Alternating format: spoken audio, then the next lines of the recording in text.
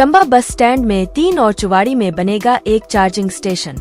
जिले में इलेक्ट्रिक बसें दौड़ाने की कवायद शुरू हो गई है। निगम प्रबंधन की ओर से न्यू बस स्टैंड चंबा में 3 और चुवाड़ी बस स्टैंड में एक चार्जिंग स्टेशन बनाया जाएगा। इसके लिए विद्युत बोर्ड के जरिए एस्टीमेट तैयार कर लिया है। अब इसे स्वीकृति के लिए निदेशालय भेजा जाएगा। जानकारी के अनुसार निगम की ओर से इलेक्ट्रिक बसों को लेकर डिमांड निदेशालय भेजी गई है। सरकार ने इस बारे में पूरे राज्य से बसों की डिमांड के लिए पत्र मांगा था। जिला चंबा से 16 बसों की डिमांड निदेशालय भेजी गई है। हालांकि अभी तक इस मामले को लेकर स्वीकृति नहीं मिली है, मगर चार्जिंग स्टेशन स्थापित करने को लेकर अब प्रयास शुरू होते दिख रहे हैं। गौरतलब है कि सरकार की ओर से अब इलेक्ट्रिक बसों को दौड़ाने की तैयारी की जा रही है। पिछले माह विभाग की ओर से भेजे गए प्रस्ताव के तहत ऐसी व्यवस्था है। निगम की ओर से इन बसों को शहर से 30 से 70 किलोमीटर की दूरी पर चलाए जाने की योजना है। बहरहाल इलेक्ट्रिक बसें चलने से लोगों को काफी सुविधा मिलेगी, साथ ही पर्यावरण भी प्रदूषित नहीं होगा। आरएम चंबा शुगल सिंह ने बताया कि यू बस स्टैंड चंबा में 3 और चुवाड़ी में एक चार्जिंग स्टेशन स्थापित किया जाएगा। इसके लिए निगम प्रबंधन की ओर से विद्युत बोर्ड के जरिए एस्टीमेट तैयार कर लिया है। अब इसे स्वीकृति के लिए निदेशालय भेजा जाएगा। कहा कि जिला से 16 इलेक्ट्रिकल बसों की डिमांड की गई है। उम्मीद है कि सरकार जल्द ही इस बारे स्वीकृति प्रदान करेगी।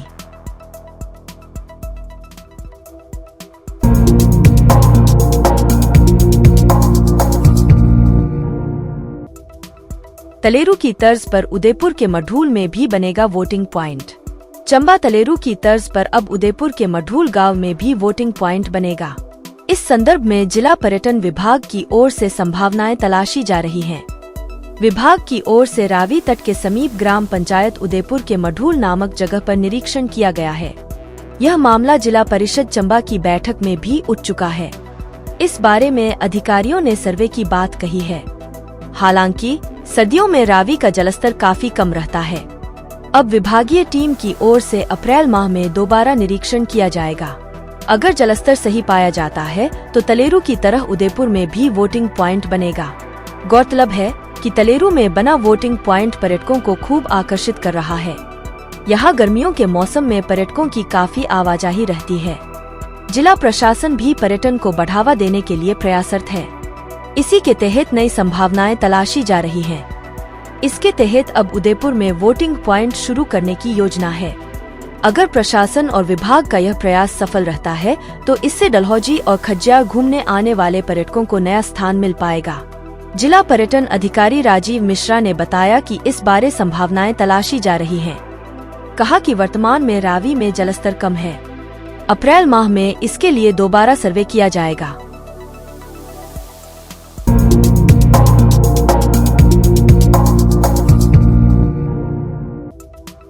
फर्जी प्रमाण पत्र से नौकरी पाने वाले आरोपियों से होगी रिकवरी। हमीरपुर और बिलासपुर में 10वीं कक्षा के फर्जी प्रमाण पत्र पर नौकरी पाने वाले 2 आरोपियों के वेतन और अन्य वित्तीय लाभों की रिकवरी होगी। सीबीआई ने इसके दस्तावेज जुटा लिए हैं। इन आरोपियों ने कहां से 10वीं का प्रमाण पत्र लिया है, इसकी भी जानकारी जुटाई गई है। हरियाणा के दोनों आरोपियों को पूछताछ के लिए शिमला सीबीआई कार्यालय तलब किया है। सीबीआई को आशंका है कि इसके पीछे बड़ा गिरोह हो सकता है। ऐसे में जांच टीम बाहरी राज्यों में दबिश दे रही है। डाक विभाग में फर्जी नौकरियों के पहले भी मामले सामने आ चुके हैं। अब इन आरोपियों पर सीबीआई का शिकंजा कसता जा रहा है। सीबीआई दोनों आरोपियों के घर हरियाणा के हिसार और भिवानी में दबिश दे चुकी है। इस दौरान जांच टीम ने कई अहम दस्तावेज लेकर शिमला लौटी है। इसके आधार पर ही जांच को आगे बढ़ाया जा रहा है।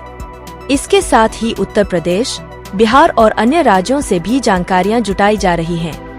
आशंका ये भी जताई जा रही है कि फर्जी शैक्षणिक दस्तावेजों को तैयार करने के पीछे कोई गिरोह भी सक्रिय हो सकता है। ऐसे में सीबीआई हर पहलू को गंभीरता से खंगाल रही है। पता लगाया जा रहा है कि फर्जी दस्तावेज तैयार करने में किस किस का सहयोग रहा। आरोपियों से पूछताछ में भी कई खुलासे हुए हैं। गौर हो कि प्रदेश में 10वीं के फर्जी प्रमाण पत्र के आधार पर डाक विभाग में नौकरी लेने के कई मामले सामने आ चुके हैं। इसमें अधिकतर आरोपी हरियाणा, उत्तर प्रदेश और बिहार के रहने वाले हैं। बीते दिनों ही सीबीआई ने हमीरपुर और बिलासपुर के 2 ग्रामीण डाक सेवक और सहायक शाखा डाकपाल समेत अन्य अज्ञात लोगों के खिलाफ मामले दर्ज किए हैं। इससे पहले भी सीबीआई ने ऐसे ही 2 मामले दर्ज किए थे।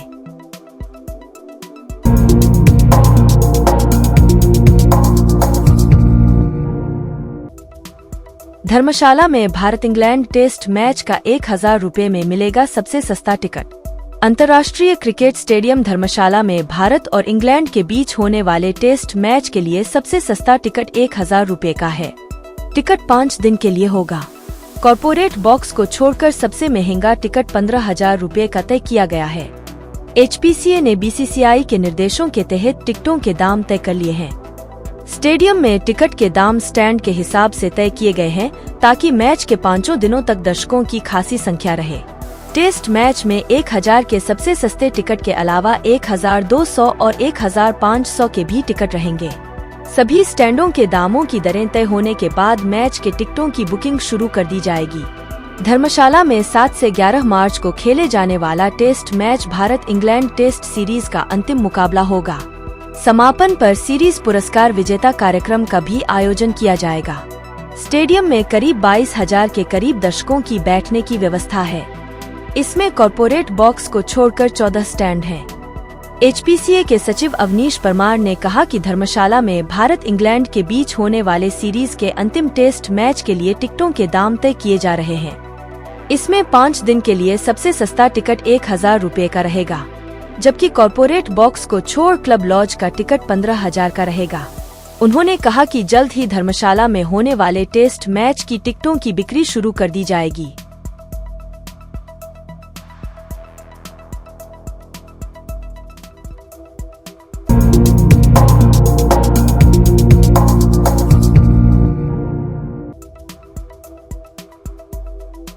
किसान आंदोलन, दिल्ली में बसों का प्रवेश बंद, हिमाचल पथ परिवहन निगम ने रोकी सेवाएं। किसान आंदोलन के चलते दिल्ली में बसों के प्रवेश पर लगाई गई रोक के मद्देनजर हिमाचल पथ परिवहन निगम HRTC ने प्रदेश से दिल्ली रूट पर बस सेवाएं रोक दी हैं। सभी प्रकार के वाहनों के लिए दिल्ली की सीमाएं सील कर दी गई हैं। हरियाणा और दिल्ली पुलिस की मंजूरी मिलने पर ही अब HRTC दिल्ली के लिए बस सेवाएं संचालित करेगा। मंगलवार को HRTC ने अपराह्न 4 बजे दिल्ली के सभी रूट चंडीगढ़ तक सीमित कर दिए। दिल्ली से हिमाचल प्रदेश में आने वाली सभी बसें दिल्ली में रोक दी गई हैं।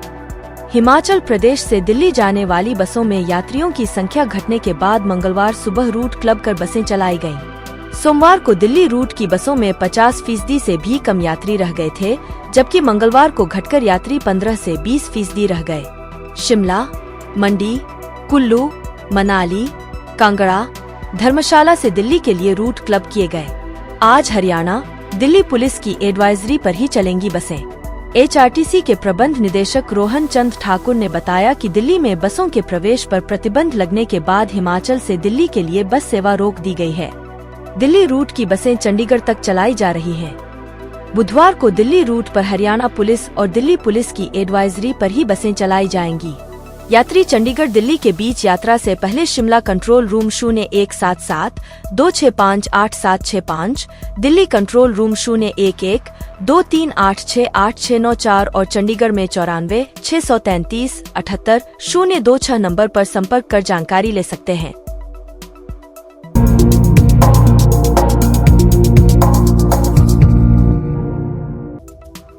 चुराह में शरारती तत्व ने मवेशियों का चारा किया राख, ग्रामीण खौफ में।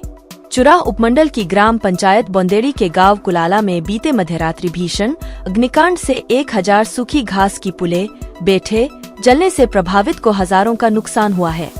प्रभावित की पहचान घमंड राम पुत्र जस्सू गांव कुलाला, ग्राम पंचायत बोंदेड़ी, तहसील चुराह, जिला चंबा के रूप में हुई है। साथ लगते मकानों में धुआं पहुंचने से प्रभावित परिवार को पड़ोसियों ने जगाया, जिसके बाद ग्रामीणों ने मौके पर पहुंचकर मिट्टी और पानी से कड़ी मशक्कत के बाद आग को बुझाने में कामयाबी हासिल की। वहीं उपमंडल अधिकारी नागरिक ने संबंधित क्षेत्रीय पटवारी को मौके पर पहुंचकर वास्तु स्थिति और नुकसान का आकलन तैयार करने को लेकर निर्देश जारी किए हैं, जिससे प्रभावित को हर संभव सहायता प्रदान की जा सके। प्रभावित घमंड राम ने बताया कि घर के समीप ही उसने मवेशियों के लिए सूखी घास की 1000 बेट टीन के शेड में जमा कर रखी थी। सोमवार मध्यरात्रि अमूमन 1 बजे के करीब किसी शरारती तत्व द्वारा सूखी घास में आग लगा दी। बताया कि पड़ोसियों के घरों में धुएं की गंध पहुंचने पर उन्होंने उठकर प्रभावित परिवार को भी जगाया, जिसके बाद उनका परिवार और समस्त ग्रामीण आग बुझाने के कार्य में जुट गए।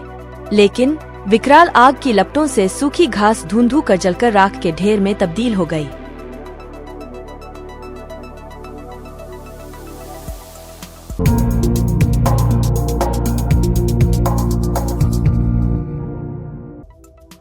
बसंत पंचमी हिंदू धर्म के प्रमुख त्योहारों में से एक है, जिसे श्री पंचमी और ज्ञान पंचमी भी कहा जाता है। हिंदू पंचांग के अनुसार हर साल माघ महीने के शुक्ल पक्ष की पंचमी तिथि को बसंत पंचमी का त्योहार मनाया जाता है। मान्यताओं के अनुसार बसंत पंचमी के दिन ही मां सरस्वती का अवतरण हुआ था। ऐसे में इस दिन ज्ञान की देवी मां सरस्वती की विधिवत पूजा करने का विधान है। इसके अलावा इस दिन पतंग उड़ाने की भी परंपरा है, जो सदियों से चली आ रही है। नई ऋतु के आगमन के साथ फसलों पर भी हरे और पीले फूल खिलने लगते हैं। ऐसे में लोग पतंग उड़ाकर अपनी खुशी जाहिर करते हैं। चंबा में भी इस दिन पतंगों की दुकानों में पतंगे खरीदने के लिए लोगों की भीड़ देखने को मिली। आज बसंत पंचमी के शुभ उपलक्ष्य पर मैं पूरे प्रदेशवासियों को अपनी ओर से हार्दिक शुभकामनाएं देता हूं और आशा करता हूं कि मां शारदा का आज जन्मोत्सव भी होता है और इस कारण जो बसंत ऋतु भी आज से शुरू हो चुकी है पूरे देश में। और ये बहुत अच्छी बात है, जैसे आज पतंगों का मौसम भी है और पीले रंग का हलवा जगह जगह पूरे चंबा शहर में बांटा जा रहा है। और यहाँ पर हमारे मोहल्ले के साथ ब्राह्मण सभा पड़ती है। ब्राह्मण सभा में शाम को एक कीर्तन का भी आयोजन किया जाता है और हलवे का प्रसाद भी बांटा जाता है। और मैं इसी उपलक्ष्य पर ये जो पतंगबाजी है, ये चंबा का माना जाना त्यौहार मनाया जाता है। और मैं आशा करता हूँ कि हर वर्ष की भांति इस वर्ष भी बसंत पंचमी के शुभ अवसर पर मैं पूरे चंबा वासियों को हार्दिक शुभकामनाएं देता हूँ। जय माता दी।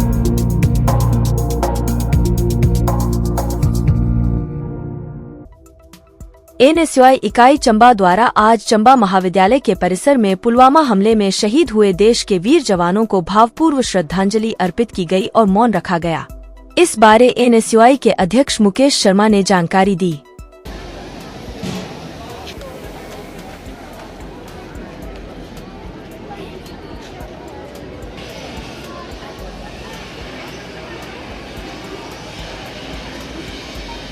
माता की जय। पुलवामा के शहीद अमर रहे, अमर रहे, अमर रहे। पुलवामा के शहीद अमर रहे, अमर रहे, अमर रहे। पाकिस्तान मुर्दाबाद, मुर्दाबाद, मुर्दाबाद की जय। भारत माता की जय। इनकलाब जिंदाबाद, इनकलाब जिंदाबाद। नमस्कार, मैं मुकेश शर्मा, एनएसयूआई इकाई महाविद्यालय चंबा का अध्यक्ष। आज जिला एनएसयूआई चंबा साथ एनएसयूआई इकाई महाविद्यालय चंबा द्वारा जो वर्ष 2019 में 14 फरवरी को पुलवामा हमला हुआ था, उसके उपलक्ष्य पर जो देश के वीर जवान, जो 20 वीर सपूत थे, वो इस हमले में शहीद हुए थे, उन्हें भावपूर्ण पुष्पांजलि जो है वो एनएसयूआई द्वारा अर्पित की गई। साथ में डीसी उपायुक्त महोदय के माध्यम से एक ज्ञापन जो है वो राष्ट्रपति जी को सौंपा गया, जिसमें ये मांग रखी गई है कि जल्द से जल्द पुनः जो ये हादसा हुआ है इसकी न्यायिक जांच की जाए। साथ में मेरा एक मैसेज रहेगा जो आज के हमारे युवा यूथ हैं उनके लिए, कि 14 फरवरी को पूरा भारतवर्ष ब्लैक डे के रूप में मनाता है और इसे मनाया जाना चाहिए। लेकिन कुछ एक जो युवा है वो पाश्चात्य जो सभ्यता है उसके ऊपर कोई वैलेंटाइन डे वो वगैरह वगैरह जो करते हैं, उन्हें इस चीज़ से पीछे हटना चाहिए। आज ही के दिन जो हमारे दुश्मन देश है जो पाकिस्तान है, उसी के कुछ कायरों ने, आतंकवादियों ने जो ये हमारे देश के वीर जवानों को घायल किया था, मारा था, जो घायल हुए थे, उनकी न्यायिक जांच की हम फिर कड़ी से कड़ी जो है उसकी न्यायिक जांच की जानी चाहिए। इसी के साथ जय हिंद, जय भारत।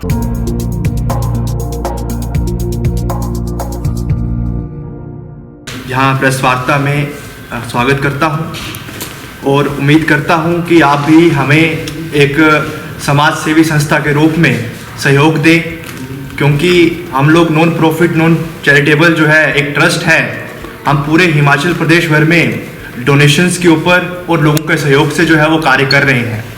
और मीडिया से भी यही गुजारिश रहेगी कि हमारी जो भी बात है वो चंबा में ही ना रहकर पूरे प्रदेश भर में और पूरे देश भर के लोगों तक पहुँचे, ताकि सर्वोदय का जो एक संकल्प है कि हमने हिमाचल प्रदेश को एक सर्वश्रेष्ठ राज्य के रूप में बनाना है और हिमाचल प्रदेश के विकास में एक महत्वपूर्ण भागीदारी देनी है।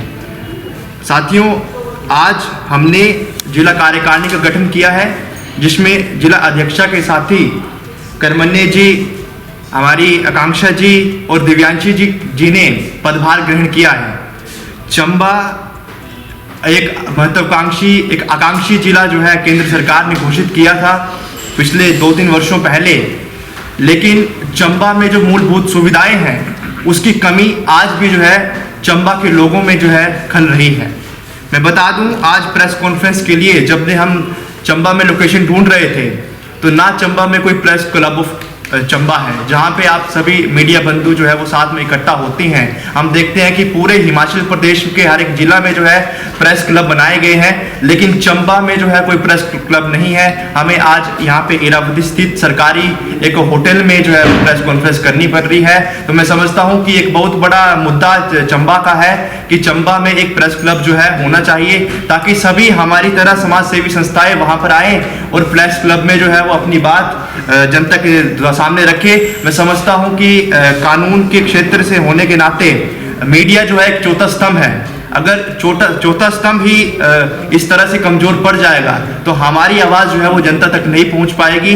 इसीलिए मैं समझता हूं कि यहाँ पर जो है प्रेस क्लब जो है वो होना चाहिए।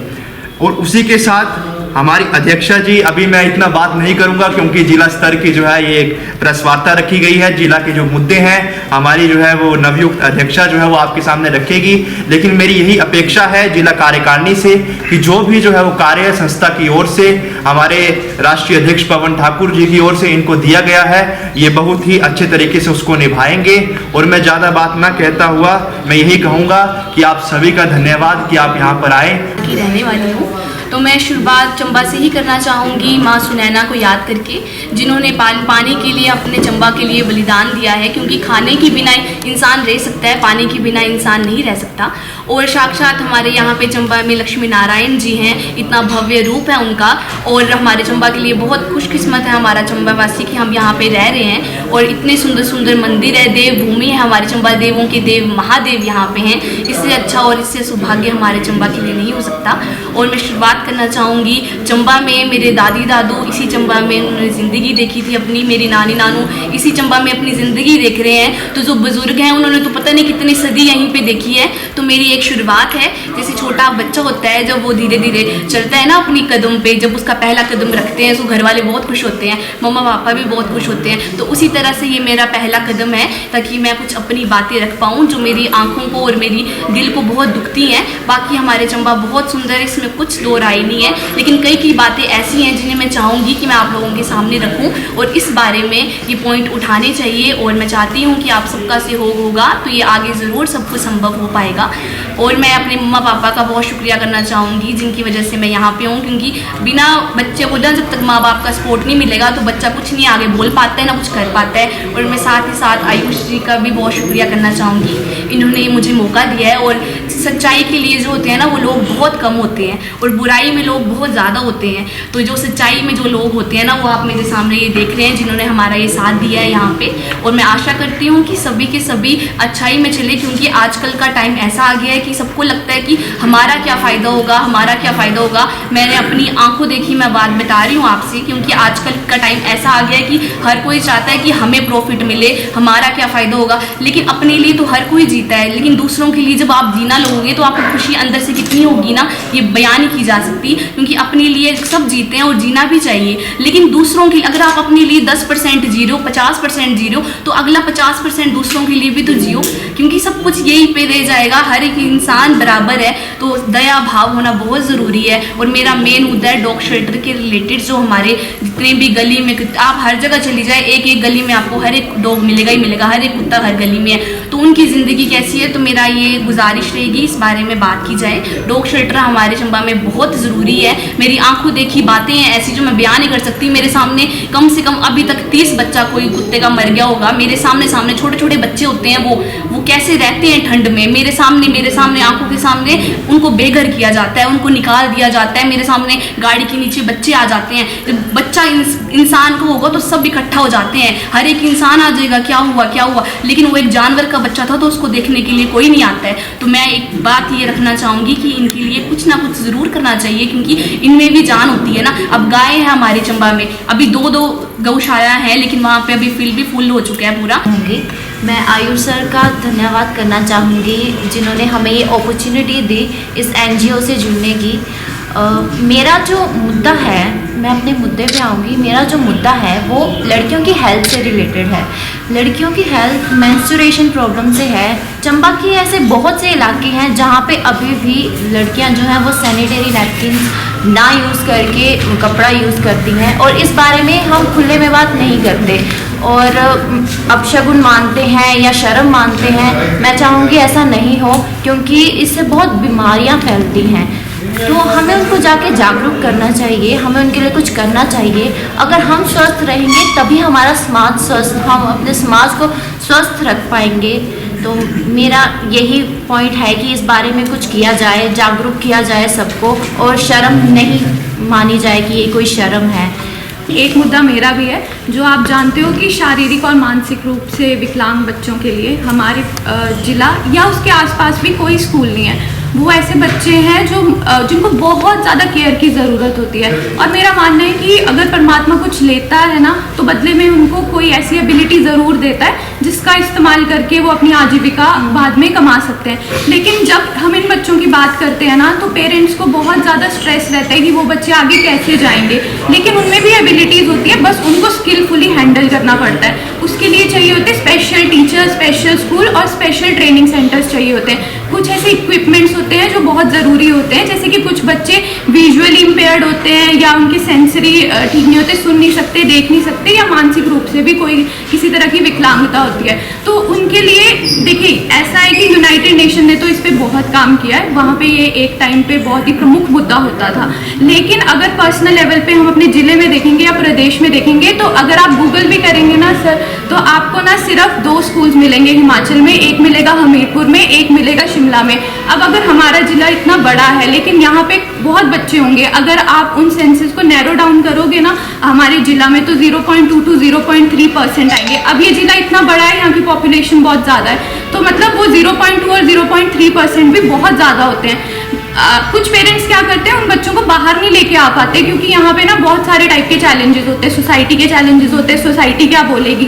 उसके बाद फाइनेंशियल चैलेंजेस भी होते हैं, वो हर तरह से आते हैं। पॉवर्टी भी एक रीज़न है, वो उस बच्चे को मतलब पागल बोल के सोसाइटी में तंग किया जाता है, जबकि वो बच्चे बहुत अच्छी आजीविका अपने दम पे कमा सकते हैं बड़े होके।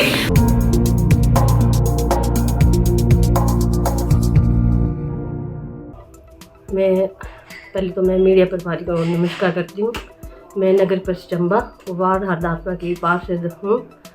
आज भी हमारी मतलब साधारण सी मीटिंग थी नगर परिषद में, इमरजेंसी रखी हुई थी, पर यहाँ भी आज कुछ नहीं बना। मतलब काम के बारे में जो टेंडर लगे थे वो भी उनके खोलने का मन नहीं है, और जो नए लगाने हैं उनका भी वो मन नहीं कर रहा है।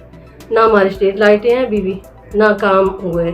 1 साल हो गया है, वैसे ही टेंडर नहीं लगे कमेटी में, और 1 साल के बाद अभी काम करने की इनकी थोड़ी सी लाल मनसा हुई, पर फिर भी वो मना कर रहे हैं कि नहीं हो गए टेंडर। तो मैं ज़्यादा क्या बोलूँगी, मेरी तबीयत ठीक है नहीं है, पर मैं फिर भी थोड़ा सा बोलना चाहती हूँ क्योंकि हमारे साथ ये भेदभाव कर रहे हैं। क्योंकि आज भी देखा ना हमने, इनके काम करने का कोई भी विचार नहीं है, और ये जैसे हमारे टेंडर लगने की बारी आती है तो कहते हैं कि अभी हमारे पास, आज भी बोला मैडम ने कि हमारे पास पैसा नहीं है। अगर पैसा नहीं है तो इतना पैसा पहले आया था वो कहाँ गया? ये कहते हैं कि हमने कमेटी बड़ी मुश्किल से चला रखी है। अगर पैसा नहीं है तो कमेटी कैसे चला रखी है? तो मैं इसके बारे में आज मीडिया प्रभारी के सामने बोल रही हूँ। शायद हो सकता है मैंने थोड़ी तबीयत ठीक हो जाएगी तो मैंने अपने जो हमारे मुख्यमंत्री हैं श्री सुखविंदर सिंह सुक्खू जी, उनसे भी मिलना है, अपने निज भाई से भी मिलना है, क्योंकि मैं बीमार उनके पास 5-6 महीने उनसे भी नहीं मिल पाई। जैसे मेरी तबीयत ठीक होती है तो मैं मिलूंगी और इस बारे में मैं बात करूंगी। मैडम, आपसे आपका मोहल्ला सबसे बड़ा मोहल्ला है और कई आपके मुद्दे हैं जो आप बोलते हैं लाइटें मेरी खराब पड़ी, सड़कों का काम नहीं हुआ, कोई लाइटों काम किया हुआ के बारे में बहुत बार बोला कि हमारे जो टिकरू मोहल्ला है वहाँ तो लाइटें है ही नहीं, और जो मिंडा की सड़कें भी नई नई बनी है वहाँ भी लाइटें नहीं है। मैं बोलती हूँ सर, पर किसी के कान तक जो नहीं रेंगती है। मैडम, आज एसडीओ साहब ने आपके जो बोला, जो आपने उनको मांगे रखी, उनका क्या उन्होंने आपको गौर किया इस बात को? एसडीओ साहब बोलते कि मैंने मना कब किया, मैडम मना करते हैं। आज एसडीओ साहब ने ओपन बोला कि मैंने तो मना ही नहीं किया। वो तो कहते हैं, हमने बोला एसडीओ साहब को कि सर टेंडर खोलो, बोले मैंने कहाँ मना किया। तो वो तो फिर बोल रहे थे कि मैडम को कि इन्होंने मना किया है। अब हमें पता नहीं चल रहा है कि हमारे जो कर्मचारी हैं, हमारे जो एसडीओ साहब हैं, वो मना कर रहे हैं कि मैडम करिए, हमें कोई पता नहीं है। हम इस बात से निराश हो रहे हैं क्योंकि लोग, हमारा वार्ड इतना बड़ा है, ना वहाँ लाइट है ना रास्ते हैं। हमने लड़ झड़ के कुछ रास्ते बनाए। आपको प्रतिनिधि चुनाव वालों मोहल्ले के वालों ने तो इसके बारे में आपसे बंदे मिलने के लिए आते उम्मीद रखी हुई है कि हमारे मोहल्ले की सड़कों की, नालियों की और गलियों की जो होती है स्कूल की सफाई और अच्छी हो, सड़कें बने, लाइटें लगे। उसके बारे आपसे कई बार बनने आ चुके हैं बंदे, तो आपने कई मांगे उठाई है उस मीटिंग में। आज क्या है उस मीटिंग में लास्ट में? मैंने मांगे बहुत उठाई थी। पहले हमारे बाहर से बहुत लोग आते थे हमारे साथ चलकर, यहाँ बोलते थे इनको कि हमारे काम करो। मतलब मेरे साथ मोहल्ले के लोग आते थे, तो आते थे ना, पर इन्होंने काम नहीं किया। 1 साल तो टोटल ही काम नहीं लगा, 1 साल में बिल्कुल काम नहीं लगा। अभी काम लगाने की हुई थी, आधा टेंडर लगा, वो भी नगर परिषद का। जो मैंने काम डाले थे वो एक काम भी नहीं हुआ। पर हम काम दिखाते हैं इनको कि ये काम करो, ये करो, पर बोलते ही हैं, करते नहीं है। मैडम, आपके वार्ड के काम नहीं हो तो आप क्या करेंगे? सर मैं कुछ और करूंगी ना, कोई मैं चुप थोड़ी रहूंगी था। ये तो है नहीं मैं कि चुप बैठूंगी, जहाँ तक हो सकेगा मैं लड़ूंगी, क्योंकि मेरे को जो जिताते हैं तो मेरे मतलब मोहल्ले के ही लोग जिताते हैं ना, क्योंकि मैं तो उनके साथ हूँ। वो जैसे बोलेंगे, अब कहते हैं कि हाउस टैक्स सर्वे जो दोबारा होना है, तो मैं अपने जो मोहल्ले वाले हैं मैं उनको मीडिया के माध्यम से कहना चाहती हूँ कि कोई भी ना दे, हाउस टैक्स कोई ना दे, क्योंकि जब तक हमारे वार्ड की जो फैसिलिटी है वो ना हो तब तक हम नहीं देंगे। क्योंकि मैं लोगों तक ये संदेश पहुँचाऊँगी और घर घर भी जाऊँगी कि आप किस चीज़ का देते हैं। ना लाइटें हैं, ना हमारे रास्ते पक्के बने हैं, ना सीवरेज की अभी समस्या पूरी हुई है, तो फिर किस चीज़ का दें हम?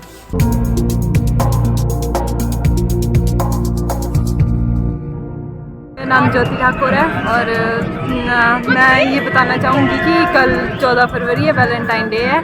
तो आप ये सब अपनी परिवार के मान मर्यादा में देखते हुए, ध्यान में रखते हुए ये डे मनाएं। और एक बहन अपने भाई को भी ये रोज़ दे सकती है और इन सब खुशियों को मना सकती है। तो मैं यही बोलना चाहूँगी कि सभी लवर अपनी इस उसको बनाएं, डे को मनाएं। और बस देखिए, वैलेंटाइन डे वैसे तो एक प्यार का दिन माना जाता है, मोहब्बत का दिन माना जाता है, लेकिन मेरी नज़र में या मैं अपनी नज़रिए से कहूँ तो मोहब्बत का कोई फिक्स दिन नहीं होता है। हर दिन मोहब्बत का दिन है। अगर आप इस डे को अगर आप कहें तो ये डे स्पेशली एक वेस्टर्न कल्चर से आया हुआ है और वेस्टर्न कल्चर से ये हमारे हिंदुस्तान में भी चल रहा है। लोग मनाते हैं प्यार।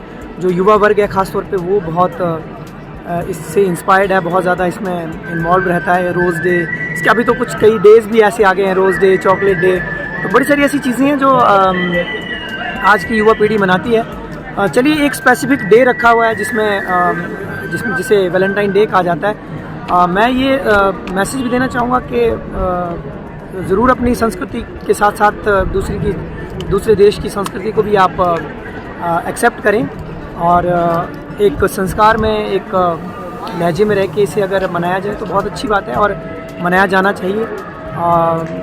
जैसे मदर डे होता है, फादर डे होता है, वैसे वैलेंटाइन डे 2 प्यार करने वालों के लिए मनाया जाता है। तो इसके अलावा तो इसके बारे में ब्रीफ में कुछ कह नहीं सकता, लेकिन ये युवाओं में आजकल इसका काफ़ी प्रचलन है।